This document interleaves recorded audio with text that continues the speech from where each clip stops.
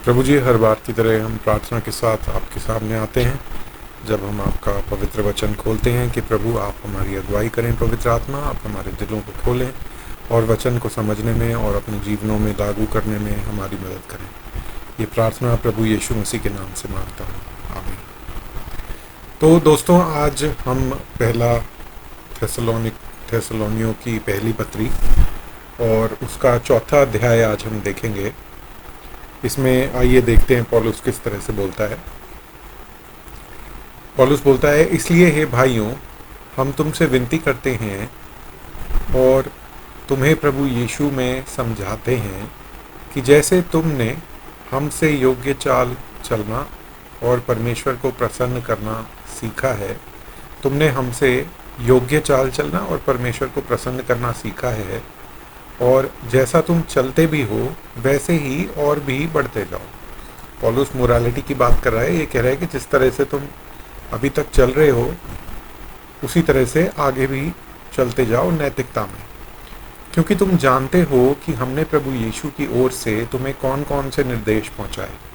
क्योंकि परमेश्वर की इच्छा यह है कि तुम पवित्र बनो, अर्थात व्यभिचार से बचे रहो। देखिए, हर विश्वासी के लिए प्रभु की इच्छा यही है कि हम पवित्र बने और व्यभिचार से बचे रहें, और तुम में से हर एक पवित्रता और आदर के साथ अपने पात्र को प्राप्त करना जाने। और यह काम अभिलाषा से नहीं और न अन्य जातियों के समान जो परमेश्वर को नहीं जानती, कि इस बात में कोई अपने भाई को न ठगे और न उस पर दाव चलाए, क्योंकि प्रभु इस सब बातों का पलटा लेने वाले हैं, जैसा कि हमने पहले तुमसे कहा और चिताया भी है। तो दो बातें यहाँ पे पौलुस बोलता है, एक तो पवित्रता व्यभिचार को लेके, और दूसरा अपने भाई को ठगो मत, उसके साथ प्यार से व्यवहार करो, क्योंकि परमेश्वर ने हमें अशुद्ध होने के लिए नहीं परंतु पवित्र होने के लिए बुलाया है। दूसरी बार पौलुस सेम पवित्रता की बात कर रहा है।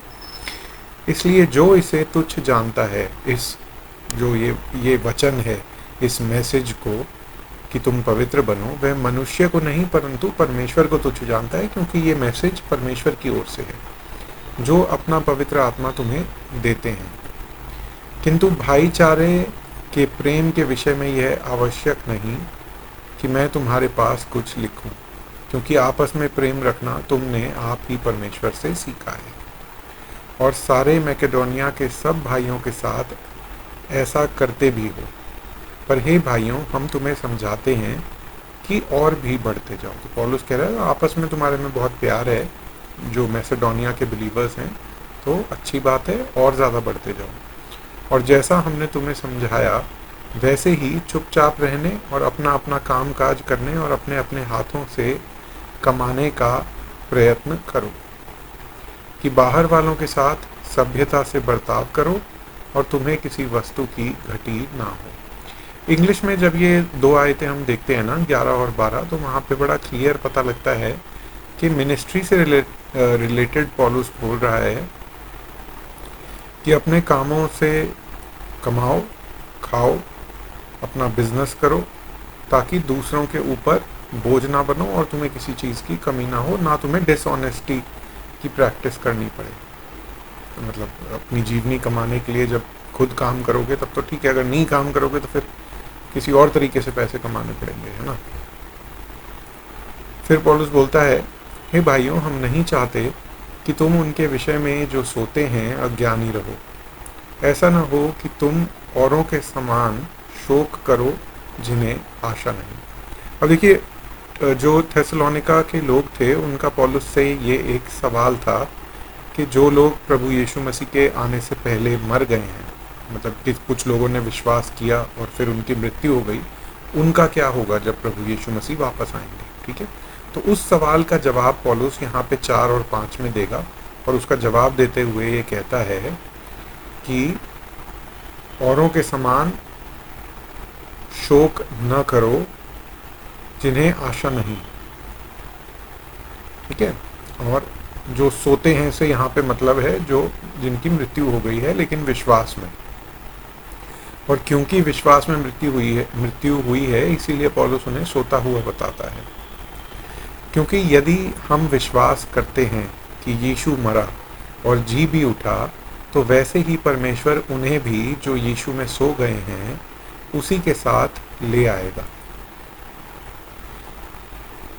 क्योंकि हम प्रभु के वचन के अनुसार तुमसे कहते हैं कि हम जो जीवित हैं और प्रभु के आने तक बचे रहेंगे, तो सोए हुओं से कभी आगे न बढ़ेंगे।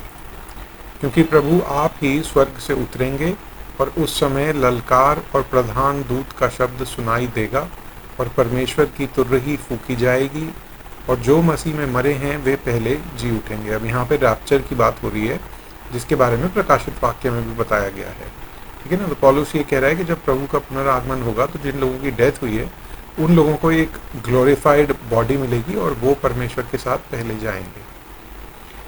तब हम जो जीवित और बचे रहेंगे उसके साथ बादलों पर उठा लिए जाएंगे कि हवा में प्रभु से मिलें और इस रीति से हम सदा प्रभु के साथ रहेंगे। इसलिए इन बातों से एक दूसरे को शांति दिया करो।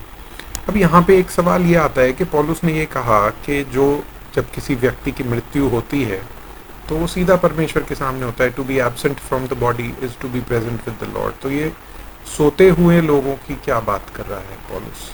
क्योंकि प्रभु का तो ऊपर जाना हो चुका है इस समय। रेजरेक्शन जो था उसके बाद वो कुछ दिन यहाँ पे रहे और उसके बाद ऊपर उठा लिए गए। तो ये पौलुस यहाँ पे क्या बात कर रहा है? इसको समझने का सिर्फ एक यही तरीका है कि जब मृत्यु किसी की होती है तो वो टाइम से, यानी कि जो टाइम डायमेंशन जिसे बोलते हैं, समय है, उससे बाहर चला जाता है। तो वो लोग सीधा जा चुके हैं पहले ही, लेकिन प्रभु जब वापस आएंगे तो भी वो लोग उनसे दोबारा शायद यहाँ पे भी मिलेंगे, ऐसा पौलुस इनको बोलता है। क्योंकि पौलुस यहाँ पे चाहता तो शायद ये जवाब दे सकता था कि देखो जो प्रभु में मरे हैं वो ऑलरेडी चले गए परमेश्वर के पास। लेकिन यहाँ पे पौलुस बोल रहा है कि जब प्रभु यीशु मसीह वापस आएंगे, यानी कि जब रैप्चर का टाइम होगा और उस टाइम पे जो मरे हुए लोग होंगे वो प्रभु से आसमान में मिलेंगे। ठीक है। और फिर हम जो जिंदा हैं हम उठा लिए जाएंगे। तो पहले मिलना उनका होगा जिनकी मृत्यु हो चुकी है।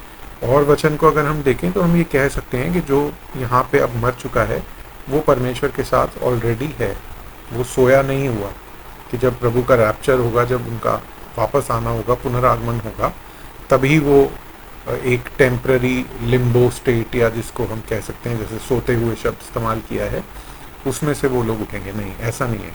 आज जो भी विश्वासी मरा है वो प्रभु के साथ है, लेकिन क्योंकि टाइम नहीं है उस दुनिया में, समय नहीं है, तो सब चीज़ें शायद एक साथ दिखाई देती हैं। और इसलिए जो ये लोग थे जिनके प्रियजन विश्वास में मरे और उनके प्रति इनका सवाल था, उनके लिए भी पौलुस कहता है कि पहले वो प्रभु से मिलेंगे फिर हम। ठीक है। तो इसको समझने का कोई और आसान तरीका है नहीं, और मैंने इस पे बहुत ज़्यादा अभी रिसर्च भी नहीं करी। ये एक अच्छा सवाल है, इसको एक अच्छा विषय है जिसके बारे में हमें और जानना चाहिए। शायद आगे जो आखिरी अध्याय है उसमें पौलुस इसके बारे में और क्लैरिटी देगा। तो कल के अध्याय में मैं इस सवाल पे भी और ज़्यादा ढूंढ के आपको बताऊंगा कि मुझे क्या मिला, और कल देखते हैं पौलुस क्या बताता है अपने आखिरी अध्याय में, और उसके बाद दूसरा थेसलोनियन शुरू होगा। ठीक है। तो आइए हम प्रार्थना के साथ बंद करते हैं।